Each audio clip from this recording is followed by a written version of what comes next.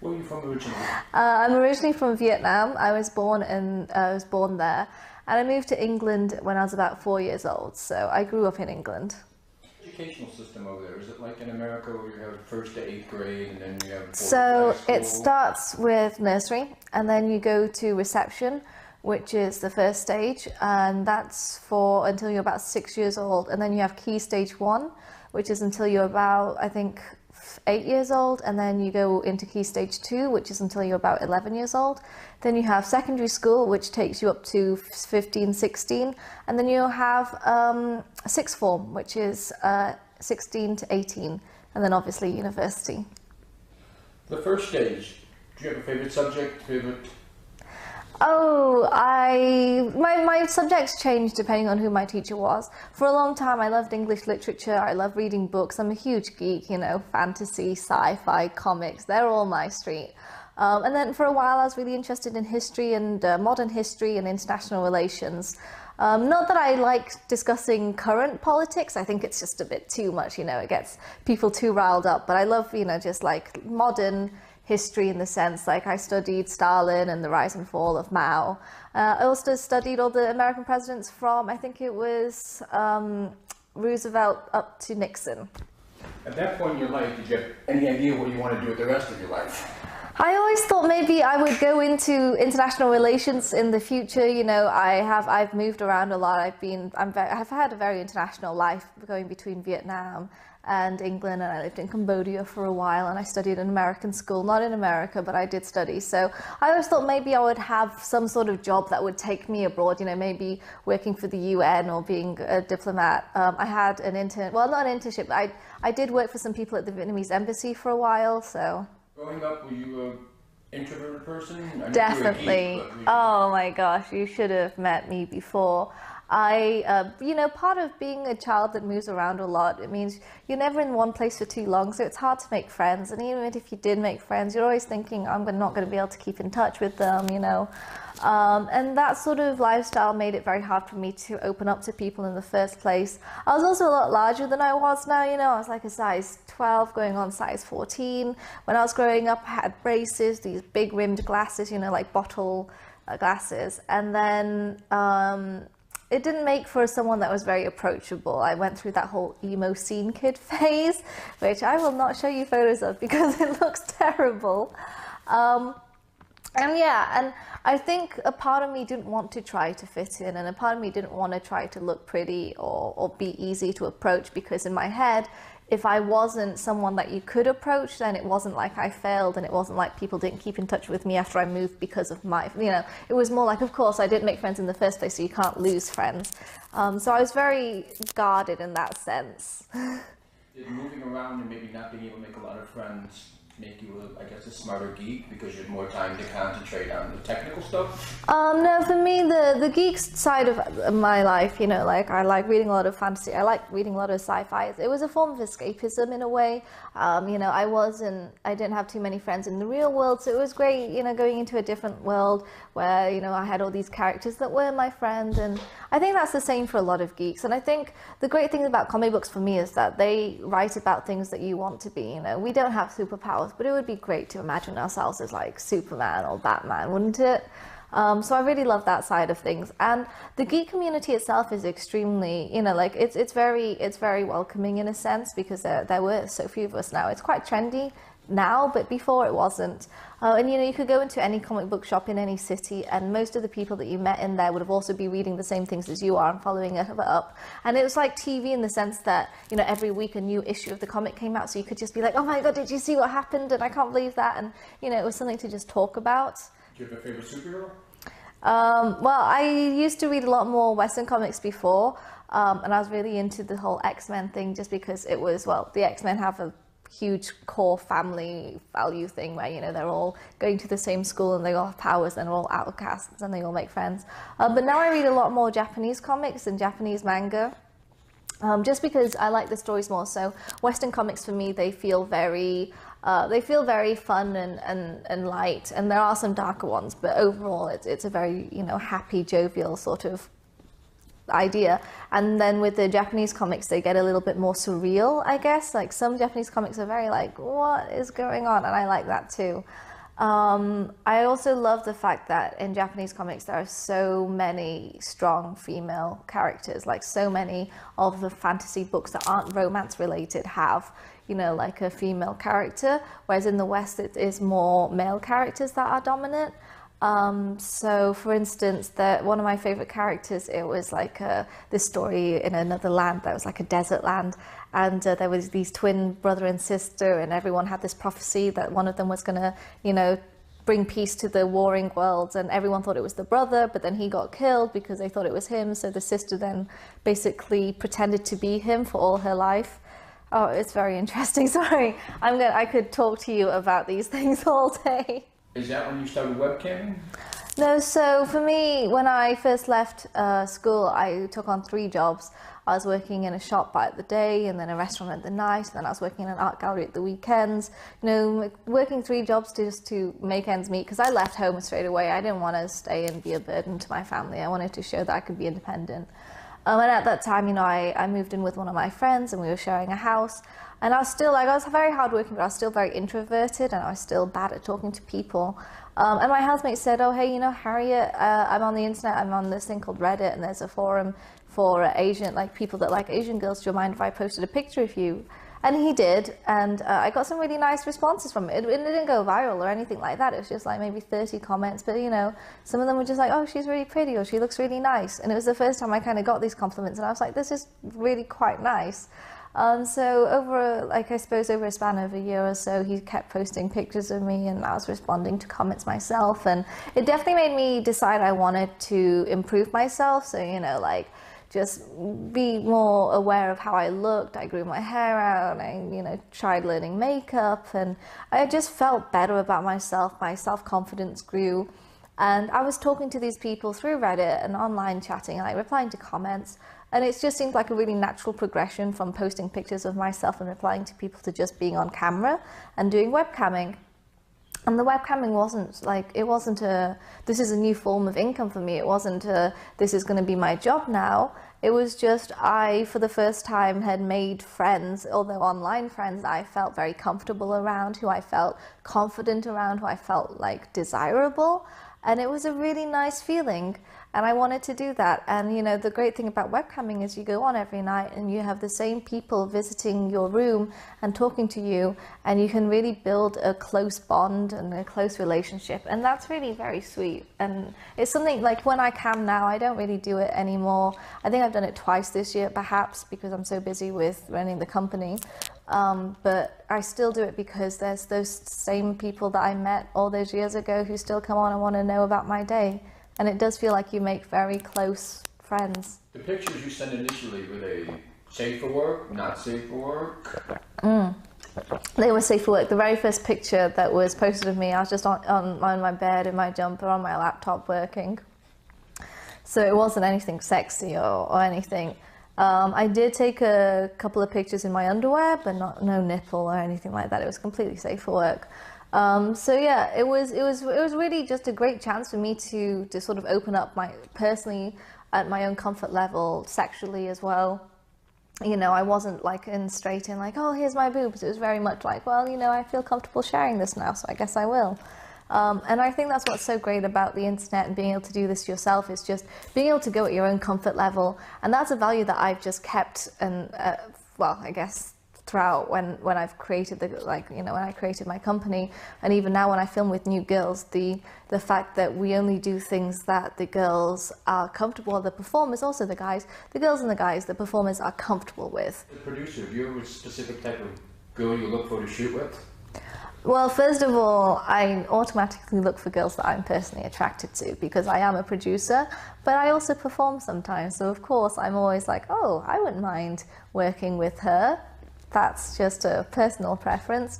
But the brand HarrietSugarcookie.com, we are very vanilla, so we look for sweet, nice, girl next door types, you know. I also want to know girls that my performers might be attracted to.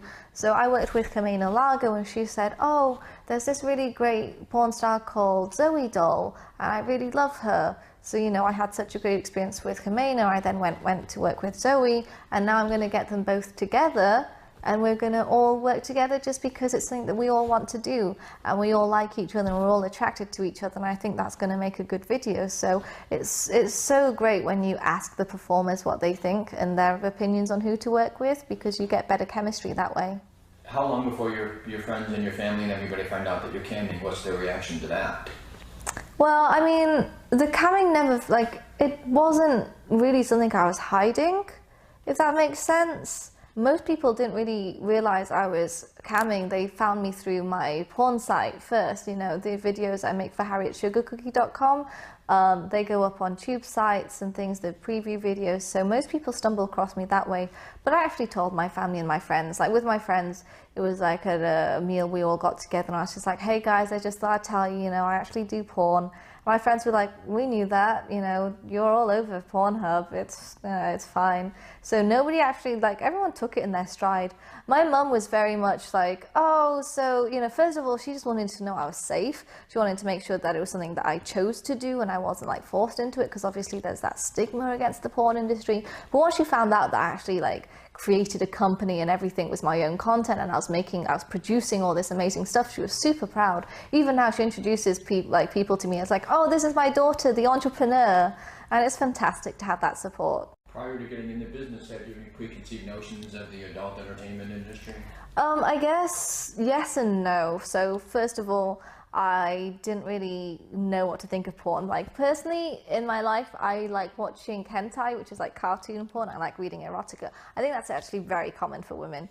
But with porn itself, I guess I just thought it would be all nymphomaniacs or, like, you know, really like orgies every night type people. I don't know. Like, what you have to remember, I didn't have that many friends, so everything I knew about other people and these sort of things were from movies, you know, like frat parties, and that's what I thought it would be like.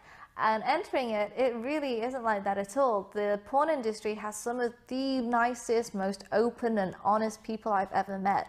And I think part of that is because, you know, so sex is a really huge stigma in society, and people have a hard time talking about it. People get very awkward with these questions, and if you work in porn, well, you've already shared yourself to everyone, so you can ask people anything. You can just be super open about things. You can ask them like, oh, you know, what was your first scene like? And they're not going to be offended by that.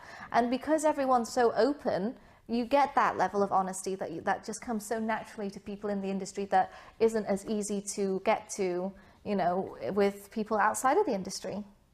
After webcamming, what is the next step for you? Is it creating the character, Harriet Sugarcookie? No, so, I mean, the name for Harriet Sugarcookie was just because I like eating food, and I was just like trying to find things that matched my name, Harriet.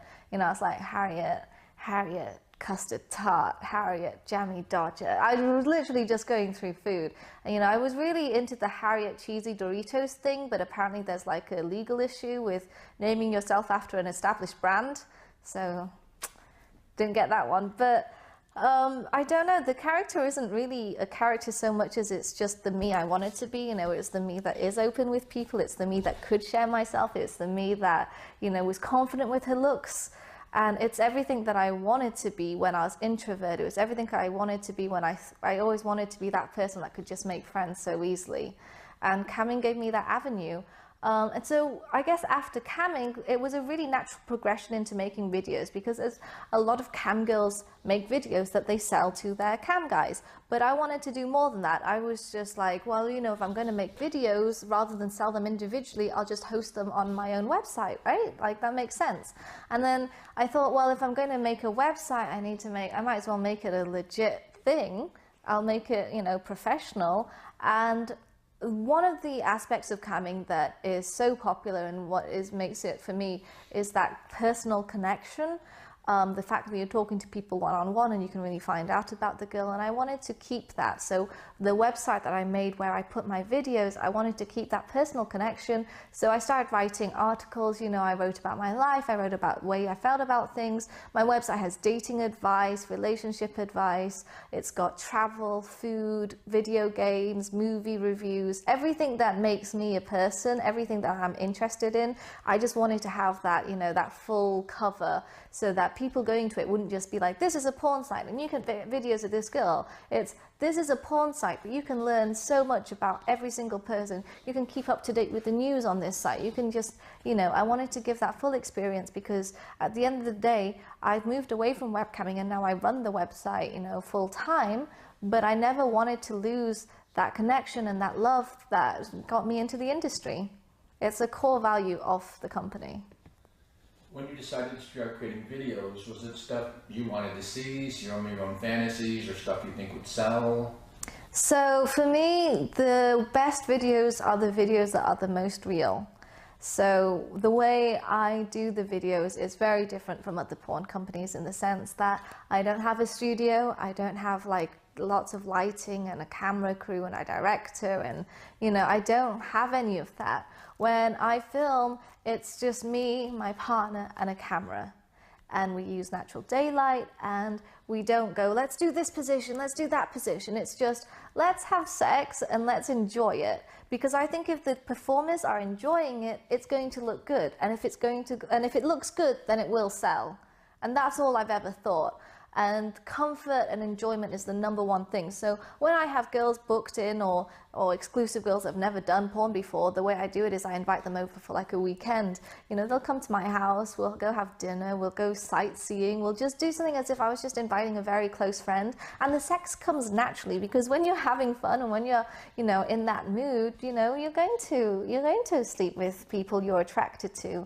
And it's true, I'm always attracted to the people that are on my site. I would never, you know, want to do it with someone in my personal life that I wasn't attracted to. So I thought, well, why would I do that on camera? Why would I change my values and that for video when it's my website?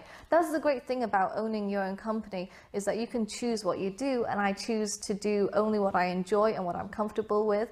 It's one of the reasons why I now only do girl videos. At some point I decided, you know what, I don't want to sleep with guys on camera anymore. It's not my thing. I'm not enjoying it. Or, you know, maybe in the future I'll like it again, but right now it's not for me. So I could choose. I'm not going to do that. And I still have boy-girl content, of course, because the girls I shoot with, they love it. So yeah. As a producer, do you feel it's more important or a better selling point to focus more on personality than it is just raunch when it comes to shooting sex scenes? Yes, 100%. I think people overestimate sex in a way. You know, there's so many ways you can see that people are looking for a lot more than sex. You know, when I've talked to escorts, and they say that, you know, 80% of the time the guys don't book them for the sex, they book them for the companionship, and they want them for that, you know, just that feeling of comfort. People want relationships and they want connections with other people. Of course, you have those, you know, animal desires of wanting release as well, and that's fine. But I think to have a better experience, you need something that is closer and more personal, and that's exactly what I offer. So I, like in my videos for the previews, you know, no videos ever lead straight into sex, and some of them have comedies, I think it's called, where it's like the pizza guy comes along and stuff. And I'm just like, well, why would I want to see that? You know, when I order a pizza, that doesn't turn me on. You know, I've never had a pizza man come over and be like, you know what, I really want to have sex with him. That just doesn't happen in real life. So I thought for the introductions to my videos, I just wanted things that happen in real life. So, you know, before, when I said the girls come over and we go sightseeing, I'll record the sightseeing, I'll record us playing video games, I'll record us just having a chat about things.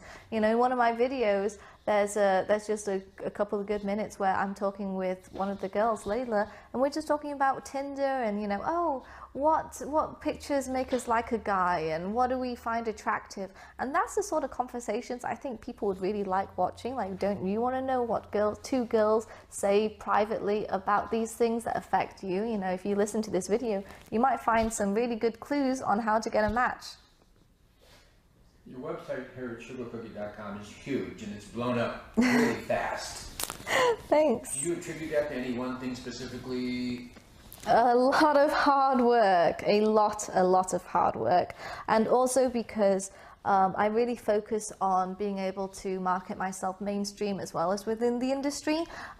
It is now officially the world's first safe for work porn site, in the sense that all the sex and the nipples and everything like that is behind the membership wall. And in front of that, like, is 80% of my content, which is completely free to view. You know, I do write articles on movies, on video games. I write current topics in the news. I write dating advice. People email me asking for this advice, and I write about them. Everything from my wife and I haven't slept together in years to what presents to buy her for Christmas that she'll actually like. And I thought, this is all the stuff that guys would like to read, but maybe don't want to seem like they're going on an offend, you know, they don't want to be typing like, oh, how do I get my wife to love me again? You know, it's there's this sense that you have to be manly and you can't just be open about wanting to read these things. And there was a time when I did this huge campaign on prostate cancer, you know, awareness, you know, these symptoms. And after I wrote that, I got these emails in from people saying, oh, I saw your article as I was browsing the porn, I saw it, and I did notice these symptoms, and it made me go to the doctors, and I don't have prostate cancer, but we did find something else that was a medical issue. And I was just thinking, this information, the stuff that I'm writing, can really help a lot of people, and I don't want to restrict that simply to people who are within the industry. I want that information, the safe for work information, which is so valuable, to be available to everyone. So yes, you can log on to my website at work, you can log on to it, you know, on your commute home from your phone, and you won't have to worry about offending anyone behind you because the porn isn't there, the porn is behind the membership thing. And, you know, you get home, you log on, and there's still all the good naughty stuff available. Your inspiration for writing articles, is it personal experiences, is it discussions with friends, is it... So it comes from a lot of different avenues. The geeky side of things, the movie reviews, the video game reviews, that comes from a personal passion. I'm a geek. It's not like I go, oh, this film's coming out, I should write about it. It's, this film's coming out, I can't wait to watch it. And then after I've watched it, yeah, let's write about it. Okay, so that's one thing.